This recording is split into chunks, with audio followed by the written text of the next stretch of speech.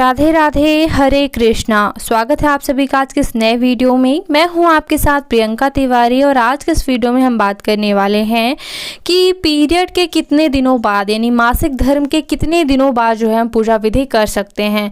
क्योंकि कई लोगों का मानना होता है कि हम 5 दिन बाद जो है पूजा विधि कर सकते हैं। कई लोग जो है 7वें दिन से महिलाओं को पूजा के उपयुक्त मानते हैं। कई लोग जो है चौथे दिन से ही पूजा करना शुरू कर देती हैं। तो अलग अलग क्षेत्रों के अनुसार अलग अलग मानता है। लेकिन आज के इस वीडियो में मैं आपको, जैसे कि कभी भी मैं सुनी सुनाई बातें आपको नहीं बताती हूँ इधर उधर की, सीधे ग्रंथों को पढ़ने के बाद ही मैं आपको जानकारी शुद्ध देती हूँ। तो आज मैं आपको धर्म सिंधु ग्रंथ के अनुसार मासिक धर्म के कितने दिनों बाद पूजा की जा सकती है यह जानकारी देने जा रही हूँ।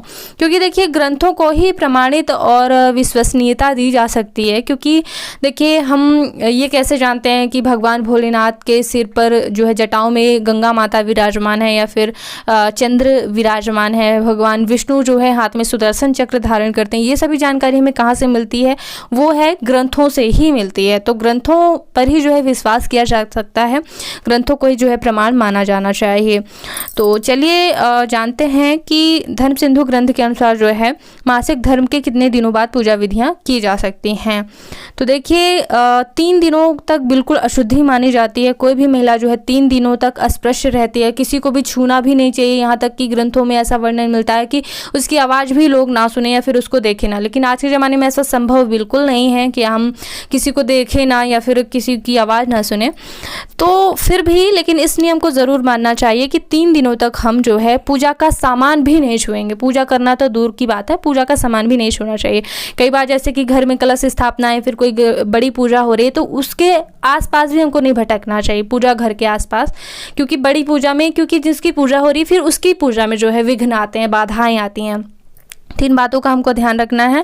चौथे दिन से महिलाएं जो है केवल और केवल पति की सेवा के लिए उपयुक्त मानी जाते हैं। यानी कि चौथे दिन से भी जो है महिलाएं पूजा नहीं कर सकती हैं। इसके बाद 5वें दिन से भी महिलाएं पूजा तभी कर सकती हैं जबकि वह 5वें दिन से पूरी तरह से शुद्ध हों। क्योंकि हम सभी जानते हैं ये सभी महिलाओं को समान रूप से मासिक धर्म नहीं होता है। कई महिलाओं को 6 दिन तक मासिक होता है, कई महिलाओं को 5 दिन तक, और कई महिलाओं को तो केवल 1 ही दिन मासिक होता है। तो इस बात को आपको विशेष तौर पर समझना होगा कि अगर आपको 5 दिन मासिक होती, भले ही थोड़ा थोड़ा ही ब्लीडिंग क्यों ना हो, थोड़ा थोड़ा सा ही रजस्राव क्यों ना हो, अगर आपको 5 दिन तक या फिर 6 दिन तक मासिक स्राव होता है तो आप जो है 7वें दिन से पूजा के लिए उपयुक्त मानी जाएंगी। और अगर आप सामान्य अवस्था में हैं कि आपको 3 दिनों तक ही मासिक होता है, चौथे दिन अगर थोड़ा बहुत भी आता है तो कोई दिक्कत की बात नहीं है। अगर आप 5वें दिन से पूरी तरह से फुर्सत हो जाती हैं तभी आप पूजा के लिए उपयुक्त मानी जाएंगी, ठीक है।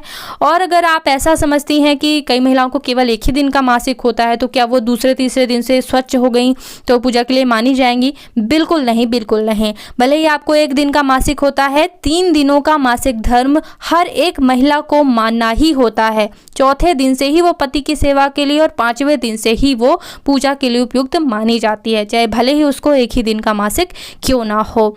और ये डेट आगे बढ़ जाती है। अगर आपका मासिक स्राव आगे बढ़ता है तो फिर जब आप स्वच्छ हो जाती हैं तभी आप पूजा कर पाएंगी।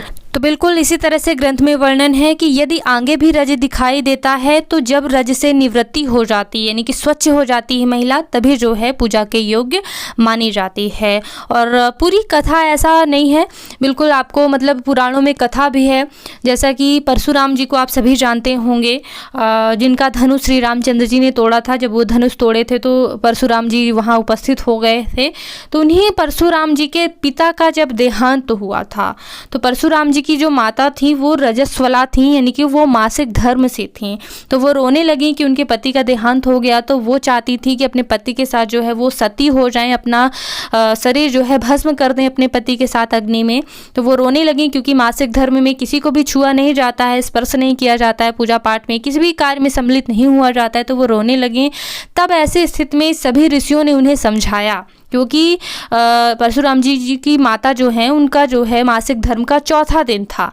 तो सभी ऋषियों ने समझाया कि चौथे दिन से तो महिला जो है यानी कि पत्नी सर्वथा ही पति के उपयुक्त मानी जाती है, पति के सेवा कार्यों के लिए उपयुक्त मानी जाती है।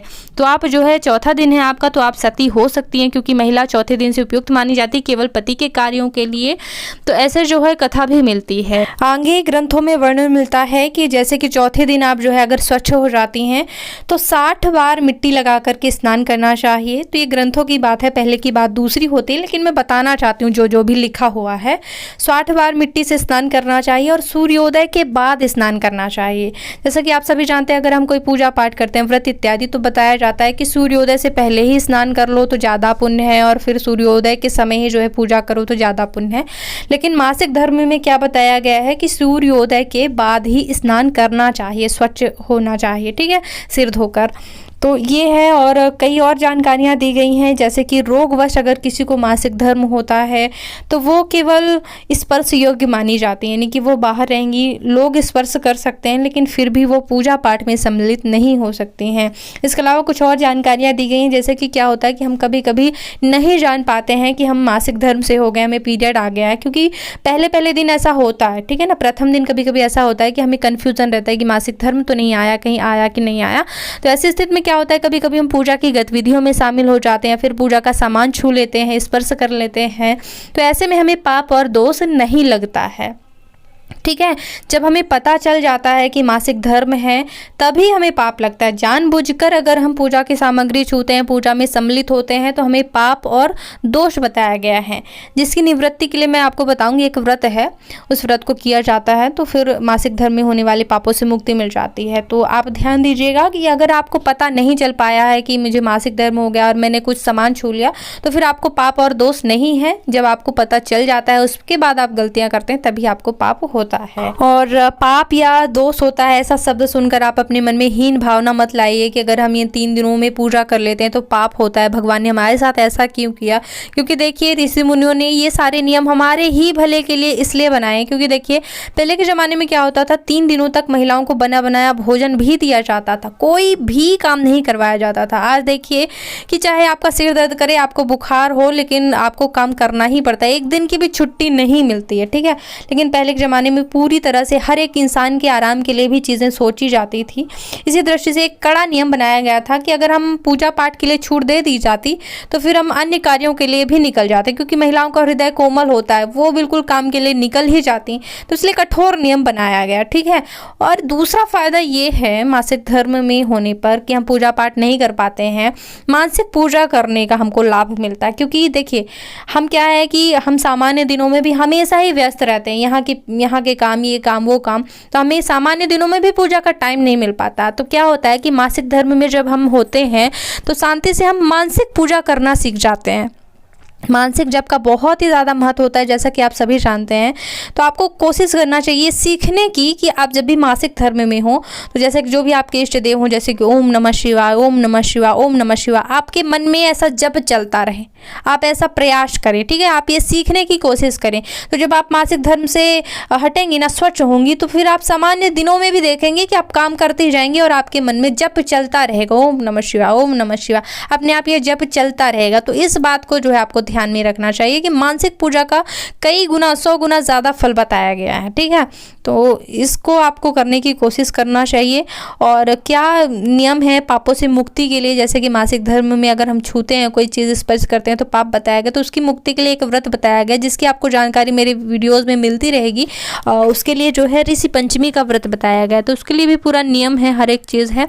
तो एक बार मेरे चैनल पर आइएगा, देखिएगा, बहुत से वीडियो देती रहती हूँ, जो भी शास्त्रों और ग्रंथों से पढ़ती हूँ सीधे वही जानकारी दिलाती हूँ आपको। पूजा पाठ में बहुत से ऐसे नियम होते हैं जिनको हम नहीं करते हैं तो फिर हमारी मनोकामनाओं में जो है बाधाएं आती हैं, तो हम कहते हैं कि मनोकामनाएं क्यों नहीं पूरी हो रही। कई बार हमको कमेंट आते रहते हैं। तो छोटी से छोटी बात हमको ध्यान में तब रखनी होती है जबकि हम भगवान को एक शक्ति के रूप में देखते हैं। हमको कोई मनोकामना पूरी करवानी है तो फीस तो पूरी देनी होगी। अगर हम भक्ति भाव कर रहे हैं कि केवल भगवान को प्रसन्न करना है तो फिर तो उन्होंने झूठे बेर भी स्वीकार किए हैं। लेकिन हम अपनी मनोकामना के लिए कोई कार्य कर रहे हैं तो फिर जाहिर सी बात है कि पूरे विधि विधान फीस के रूप में तो करने ही पड़ेंगे, है ना। तो अगर आप कोई व्रत कर रही हैं तो व्रत में क्या होता है कि आप किसी और से पूजा करवा सकती हैं। बाई चांस अगर कोई भी पूजा करने वाला नहीं है, पति या फिर पुत्र नहीं कर रहे हैं, तो फिर आप बिल्कुल टेंशन मत लीजिए। अगर आप मानसिक पूजा करते हैं तो आपको आपके व्रत का पूरा फल मिलता ही है। और ये बात ध्यान रखिएगा, कभी भी कोई भी व्रत मासिक धर्म में छोड़ा नहीं जाता है, ठीक है। व्रत किया जाता है, सिर्फ पूजा नहीं की जाती है। और अगर आप व्रत कर रहे हैं, भूखे रह रहे हैं, भगवान को थोड़ा बहुत आपने मन में याद किया है, तो आपको आपकी पूजा का यानी कि व्रत का पूरा फल मिलता है। तो इस बात का ध्यान रखिएगा। एक बार चैनल पे आइएगा ज़रूर और बहुत सारे वीडियो हैं तो उनको देखिएगा ज़रूर, आपके लिए बहुत ही ज़्यादा उपयोगी रहेंगे। वीडियो देखने के लिए बहुत बहुत धन्यवाद। ओम नमः शिवाय।